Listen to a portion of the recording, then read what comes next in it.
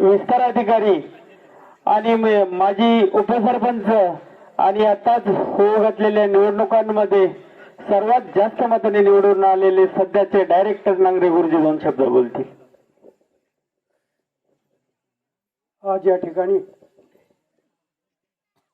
वेताळ बाबा शेतकरी बचाव पॅनलच्या विजयी सभेच्या कार्यक्रमानिमित्त सर्वात प्रथम माझ्या समोर बसलेल्या माझ्या मतदार राजाला अभिवादन करतो. या ठिकाणी निमगिरी सोसायटीची निवडणूक लागली. मी त्याच्यावर बराच विचार केला. मी सुद्धा या सोसायटीचा सर्वात पहिला सभासद आहे. या मतदार यादीमध्ये माझा 4-5 नंबर आहे. इतका जुना सभासद आहे आणि तेव्हापासून मी या सोसायटीचा अभ्यास करत होतो आणि नेमकं माझी नोकरी मला आड येत असल्यामुळं मला काही बोलता येत नव्हतं. सुदैवानं मी नोकरीतून रिटायर झाल्यानंतर या ठिकाणी पहिलीच सोसायटीची इलेक्शन जाहीर झाली. मी आपल्या पॅनलचे प्रमुख आदरणीय आपल्या आदिवासी वादळ यांच्याकडे गेलो की अध्यक्ष साहेब अशा प्रकारची माणसं द्या की खरोखर आपली सोसायटी ही सध्या काही आर्थिकदृष्ट्या इतकी प्रबळ नाही आणि म्हणून अशा प्रकारचे संचालक त्याच्यामध्ये द्या की ते आपल्या सोसायटीला चांगले दिवस आणतील. अशा प्रकारच्या माणसांची निवड करा. मग आम्ही दोघांनी ठरवलं. अर्ज ते उद्या कोण कोण अर्ज भरते काय होते. अर्ज भरता 54 अर्ज भरले गेले. अध्यक्ष साहेबांनी ठरवलं आता आपल्याला तर इलेक्शन बिनविरोध करायचे आहे आणि म्हणून निमगिरीला आम्ही अखंड दिवस, याच्यात बरेच तुम्ही साक्षीदार असाल, अखंड दिवस आम्ही ज्यांनी ज्यांनी अर्ज भरले होते मतदार महत्वाचे मतदार यांना बोलावलं आणि जवळजवळ 100 माणसं निमगिरीला दिवसभर बसून होती. परंतु समोरच्या उमेदवाराचे जे पॅनल प्रमुख म्हणून स्वतःला मिरवतात त्यांनी मात्र त्या पॅनलमधील माणसांना असा संदेश पाठवला की कोणीही मिटिंगला जायचं नाही.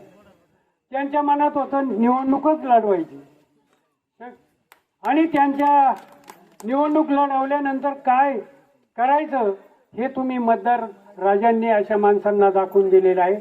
सगळ्यात प्रथम मी या सर्व निमगिरी सहकारी सोसायटीच्या जे मतदार आहेत त्या मतदारांना मी या ठिकाणी अभिवादन करतो.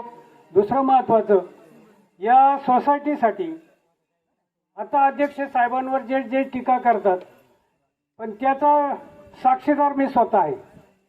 माझ्या देखत आंबेडकरांकडे 30 लाख रुपये अध्यक्षांनी पाठवले. आपल्या समाजातील जे जे कोणी सभासद होते आणि त्यांना पैसे कर्ज भरता येत नव्हतं अशा सगळ्या माणसांचं कर्ज अध्यक्षांनी भरण्याचं काम केले. जो करतोय त्याच्याबद्दल पाहिजे, परंतु यांना करता येत नाही आणि बोलता मात्र येतंय. अध्यक्ष चुकीचं बोलता येतं आणि म्हणून बाबांनो हे चुकीचं असं काही वागू नका. अध्यक्षांनी खरोखर पैसे भरलेले आहेत आणि अध्यक्षांनी पैसे भरले नसते तर आपण स्वतः पैसे भरले कर्ज आपलं स्वतःचं तर आपल्याला कर्ज मिळालं नसतं. कारण 75% कर्ज सोसायटीमध्ये भरलं गेलं पाहिजे आणि तरच पुढील कर्ज वाटप होतं आणि म्हणून अध्यक्षाचं टाळ्याच्या गजरात स्वागत करावं असं मी विनंती करतो. दुसरं महत्वाचं, बारी बस्ती जरा उशीर झालाय तरी कृपया जरा मला क्षमा करा. बारी बस्ती तुम्ही सगळे गाडी बघायला जाता, गाडी बघायला जाता. 4ही बैल एका जीवाची पाहिजेत. 4ही बैल एका जीवाची पाहिजेत. आम्ही 12 जण एका जीवाचं होतो आणि गाडा झुकणारा आमचा नेता तितकाच कुशल होता आणि म्हणून या पॅनलला कोणीही आलं असतं, आमदार येऊ द्या आणि खासदार येऊ द्या, काय आमदारांनी प्रयत्न देखील केलाय बरं का. मी स्वतः त्यांच्याशी नंतर बोलणार आहे. माझा अधिकार आहे त्यांच्यावर की इतक्या खालच्या पातळीवर तुम्ही कधी यायचं नाही. असो, देवराम लांड्यांना सुद्धा सोनवण्याकडे जाता येत होतं. परंतु हे आपल्या आटगावचे इलेक्शन आहे, जनतेला चांगलं बरं वाईट कळतंय आणि म्हणून आम्ही तो काही प्रकार केला नाही. सोनवणे बाहेरच्या कुठल्याही माणसांची आम्ही मदत घेतली नाही. आमचे जे उमेदवार होते, प्रत्येक गावातला उमेदवार प्रबळ असा होता. पारखून असे उमेदवार अध्यक्षांनी मी या पॅनलमध्ये घेतले. आणि जे दुसरं महत्वाचं सगळ्यात जास्त मी अभिनंदन करेल ते आमच्यासाठी 12 जणांनी माघार घेतली, त्यांचं मी जास्त आभार मानेल. कारण मी या ठिकाणी संचालक झालो असलो तरी या 12 जणांनी माघार घेतली म्हणून मी झालेलो आहे अध्यक्ष साहेब. बरोबर आहे का नाही? तर मी जिवंत असेल तर ज्यांनी माघार घेतली त्यांना भविष्य काळामध्ये अध्यक्ष साहेब आपण न्याय दिल्याशिवाय राहणार नाही, मी हे आजच सांगतो.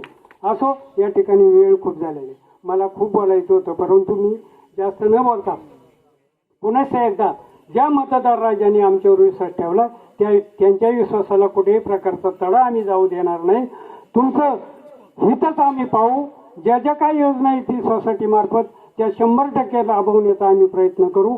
कुठल्याही सभासदावर कुठल्याही मतदारावर आम्ही अन्याय होऊ देणार नाही, अशा प्रकारची ग्वाही देतो आणि या ठिकाणी थांबतो. जय हिंद, जय महाराष्ट्र.